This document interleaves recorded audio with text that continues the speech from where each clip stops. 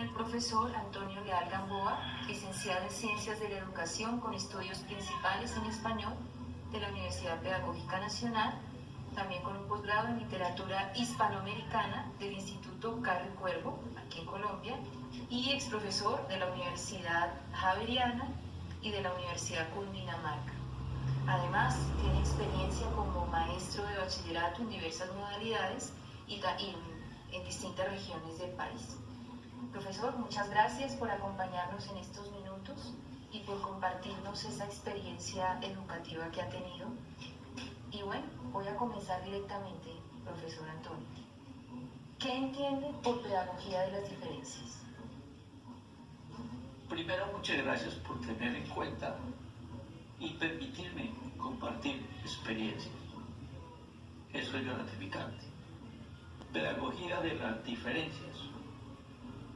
En mi época no se estudiaba eso, pero creo que lo viví, ¿no? Y entonces pedagogía de las diferencias me parece a mí que sería que el maestro sea audaz y capaz de contemporaneizar lo que ha estudiado en la universidad, teoría pedagógica, con la realidad con la cual se debe enfrentar. Muy bien, don Antonio. Y precisamente a partir de esa experiencia que su merced ha tenido, a lo mejor más en el modelo tradicional, por ejemplo, en el caso de la evaluación que se basa en estándares, en la jerarquía de competencias, ¿su merced opina o qué considera que ocurre con las diferencias entre los individuos? ¿Las deja fuera ese sistema tradicional? ¿Las considera? Muy bien.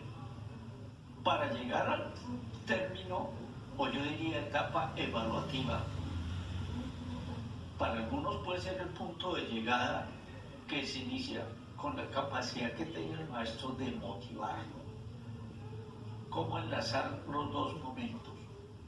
Y si hablamos de diferencia, el maestro tendría que ser muy hábil para motivar a un niño, como me tocó a mí, ya sea del Huila, ya sea de La Guajira, ya sea de alguna población de Cundinamarca, suficientemente motivado, pues verá si es conveniente aplicar todos los estándares diseñados desde una oficina del Ministerio de Educación para esa región, o él escoge los que le parezcan pertinentes o los adecúa. En mi caso, creo que es eso. ¿Le podríamos añadir más? No. Conocí compañeros, profesores, no sé si llamarlos exigentes, injustos, o qué calificativo les podríamos dar, ¿no?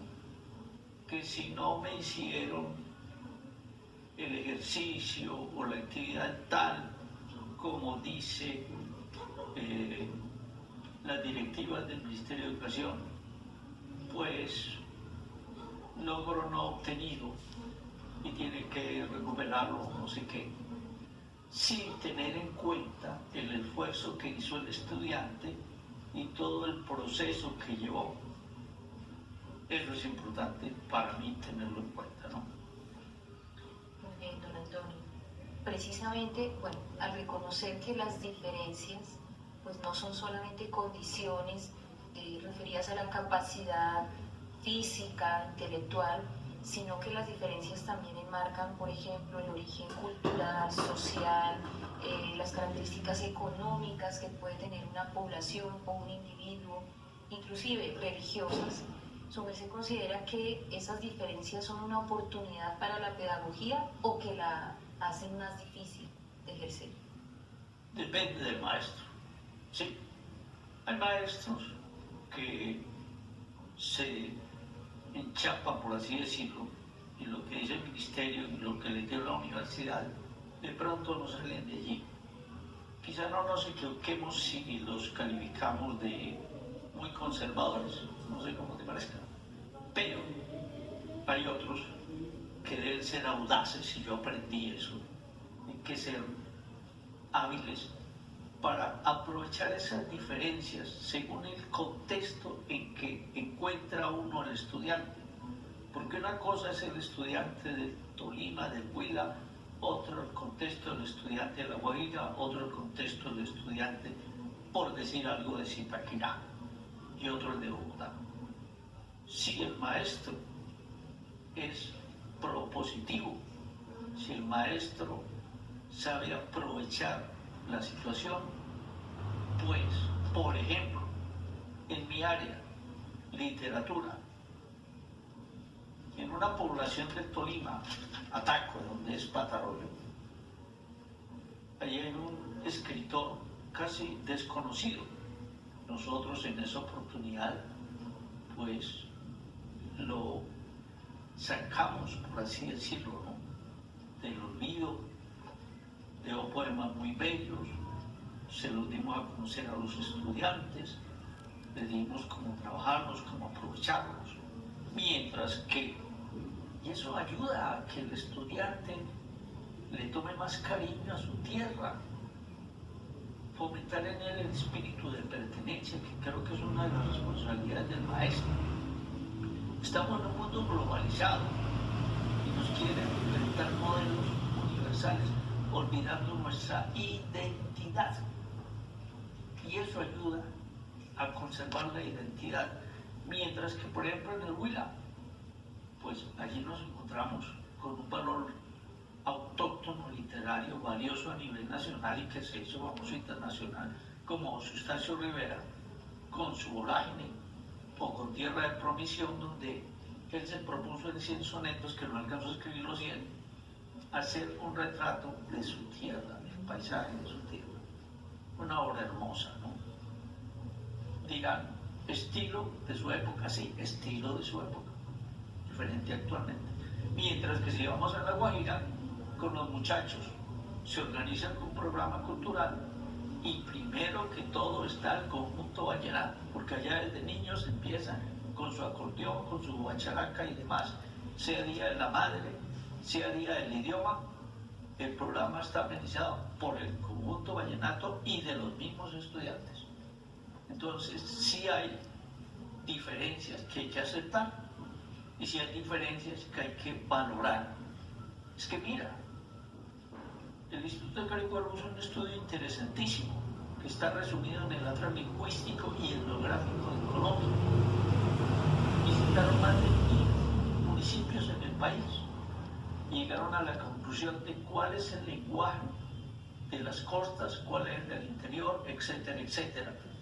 Y diseñaron 8 regiones dialectales en Colombia.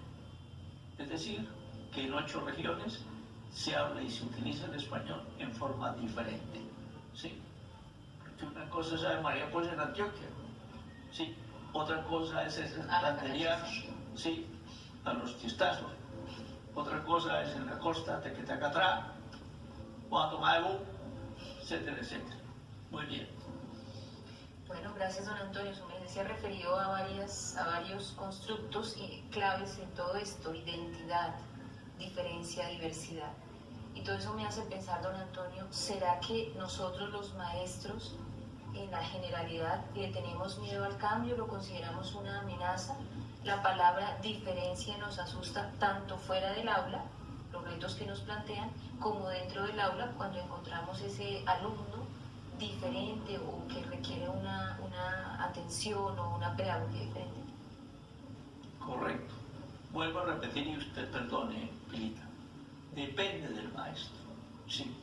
Hay maestros de pronto muy abiertos al cambio o a lo que tú llamas diferencias. Hay otros muy aferrados a su tradición, que difícilmente van a cambiar.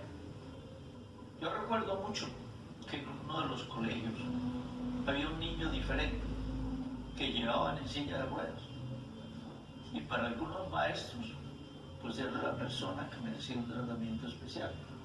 Para otros lo marginaban. Cuando vinieron esos grandes cambios, yo desde la época en que el televisor fue el primer invitado al salón, me encontré con maestros que decían, ay no, ya, nosotros salimos de moda, ahora el maestro es el televisor. Vea usted, cuando pasamos de que había colegios para niñas a un lado, colegios para niños a otro lado, y se propuso educación mixta. Eso fue todo un problema. Sí, se usaron muchas voces de protesta y tuvo que quemarse espacio, convencerse la gente y aceptar esos cambios. Hoy en día también tenemos esos retos. Creo que para la educación siempre ha habido retos de diferencias, siempre. Y eso es lo que ha enriquecido buena parte de la educación y lo que ha llevado a algunos maestros, inclusive, que nos den sus escritos, que son guías para profundizar en esto. Bien, don Antonio. Y en todo ese entorno de retos, don Antonio, ¿cómo hacer posible de manera muy concreta la pedagogía de las diferencias? ¿Qué podemos hacer los maestros? Pues lo que ya dije antes, ¿no? Es decir, tener la habilidad de aprovechar la diferencia con la que se encuentran para adecuar o su teoría o su enseñanza a las necesidades que ven. Es todo un proceso de adecuación. ¿Sí? No solamente adecuación teórica de lo que va a transmitir, sino adecuación de su modo de ser en el trato. Porque el maestro es un líder, o para mí debe ser un líder. Y una de las cualidades del líder es saber tratar y amoldarse a las personas a quienes se dirige, ¿cierto? Muy bien. Muy bien, don Antonio, precisamente esa última frase ha resumido de alguna manera, ¿no? Cómo los maestros nos podemos amoldar a esas diferencias que siempre vamos a encontrar y que al mismo tiempo enriquecen nuestra labor. Profesor Antonio, muchísimas gracias por esas reflexiones. Seguiremos profundizando en ellas y bueno, pues que ojalá pueda continuar esa labor educativa en uno y en otro contexto. Dios les pague a ustedes y que me tengan en cuenta. Y mi mayor éxito será, como ya lo he empezado a cosechar, que los exalumnos busquen a uno para decirle, lo recuerdo y gracias por aquello que me enseñó. Muchas Dios les gracias, pague. profesor Antonio. Buenos días, estamos con la profesora Fabiola Corredor, docente de preescolar desde hace un par de años y que nos va a ayudar con las siguientes reflexiones de estas preguntas. Profesora, muchas gracias y comienzo directamente. ¿Qué entiende por pedagogía de las diferencias? Cada persona es diferente. Entonces esta pedagogía es aquella que atiende esa diferencia. Cada persona tiene un contexto familiar, un contexto social que no es igual al otro. Esa es la pedagogía. Y en ese sentido, profesora, ¿usted cree que en el modelo pedagógico tradicional, de acuerdo a su experiencia, se reconoce esa diferencia como una oportunidad pedagógica o la consideramos los maestros más bien como una dificultad? Y hablo, cuando me refiero a diferencia, de todo tipo, no solamente de las condiciones especiales, por ejemplo, de algunos estudiantes, como de la discapacidad, como el talento excepcional, sino también de su condición cultural, económica inclusive. Yo creo que para muchos de nosotros eso termina siendo una dificultad, en la medida que eso nos exige a nosotros como docentes. Nos exige más creatividad para estas personas que no se comportan de una manera como nosotros. Entonces, pero también es una oportunidad, porque es cuando el docente, en la medida que se exige, crece profesionalmente, porque tiene que preparar más, tiene que generar más actividades, tiene que buscar otras metodologías o métodos pedagógicos para esa persona particularmente. Profesora, entonces podríamos decir que los maestros le tenemos miedo a la diferencia y a todo lo que implica a un estudiante diferente inclusive y al cambio. Sí, sí le tenemos miedo.